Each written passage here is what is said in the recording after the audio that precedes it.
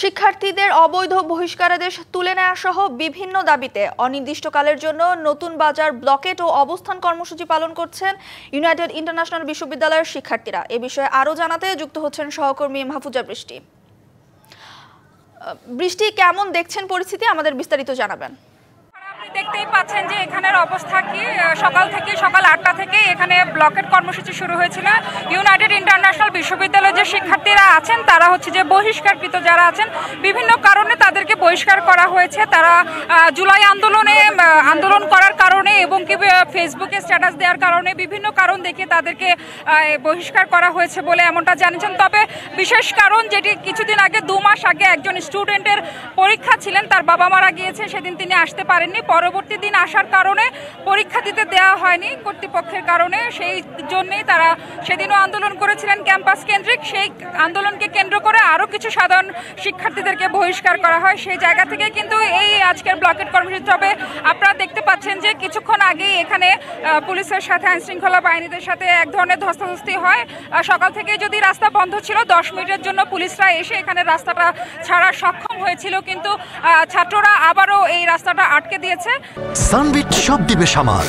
Sunbit magic press dishwashing এর মাথা ঘোরানো সলিউশন। তাদের কথা হলো যে আজকে সন্ধ্যার মধ্যে যদি বিশ্ববিদ্যালয় কর্তৃপক্ষ যদি বহিষ্কারকৃত ছাত্রদেরকে বহিষ্কার ফিরিয়ে না নেয়, সেটা বাতিল না করে এবং যে শিক্ষার্থী পরীক্ষা দিতে পারেননি, যার ক্ষতি হয়েছে, সেই ক্ষতি সাধন যদি না করা হয়, তাহলে তারা এই রাস্তা ছাড়বে না, ব্লকেট কর্মসূচি চলবে। দেখতে পাচ্ছেন এখানে আমরা বাড্ডা থানার এসিকে দেখতে পাচ্ছি, তিনি কথা বলছেন। তিনি যথেষ্ট স্বাভাবিকভাবে প্রথমে চেষ্টা করেছিলেন, পরবর্তীতে তাকে একটু কড়া নিরাপত্তার মাধ্যমে যেতে হয়েছে, যার কারণে দুপক্ষের মধ্যে হালকা ধস্তাধস্তি হয়। তবে শিক্ষার্থীদের আরেকটি বিষয় জানিয়ে রাখি যে কিছুক্ষণ আগে বিশ্ববিদ্যালয় কর্তৃপক্ষ ইউনাইটেড ইন্টারন্যাশনাল ইউনিভার্সিটির কর্তৃপক্ষ এখানে এসেছিলেন। তারা বারবার করে কিন্তু ছাত্রদেরকে, শিক্ষার্থীদেরকে যারা আছেন তাদেরকে অনুরোধ করেছেন যেন রাস্তা ছেড়ে জনদুর্ভোগ বন্ধ করে যেন এখনই ক্যাম্পাস প্রাঙ্গণে ফিরে যায় এবং আজকের মধ্যে যেন তাদের অভিভাবকদেরকে নিয়ে আসে। তবে ফারা একটা জিনিস কি, শিক্ষার্থীরা বলছেন আজকে 10 মাস যাবত এবং 2 মাস যাবত, 10 মাস আগে বহিষ্কার হয়েছে কিছু এবং 2 মাস আগে কিছু বহিষ্কার হয়েছে। তারা এতদিন ধরে চেষ্টা করেও তাদেরকে বসতে পারেনি কর্তৃপক্ষের সাথে।